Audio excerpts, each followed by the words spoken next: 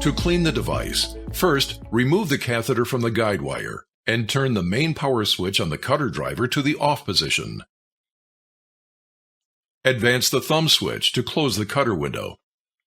Gently wipe down the outside of the tip and catheter with wet gauze and slide the distal flush tool from the proximal end to the hard stop at the distal end of the catheter. Verify that the flush window is visible outside of the seal. Then, rotate the distal end of the tip 180 degrees clockwise to open the flush window. Retract the thumb switch to the on position to open the cutter window. Fill a 10 cc syringe with saline and attach the syringe to the lure lock on the distal flush tool. Use consistent force to flush the tip and repeat if necessary.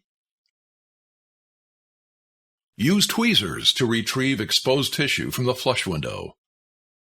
Avoid using excessive force when removing tissue with tweezers to avoid damaging the device. Fully advance the thumb switch to close the cutter window. Rotate the distal end of the tip back to the closed position and slide the distal flush tool back to the proximal end of the catheter. If additional insertions are needed, turn the main power switch of the cutter driver to the on position. The catheter is now ready for reinsertion into the patient. The cutting sequence can be repeated as necessary to achieve the desired degree of plaque excision.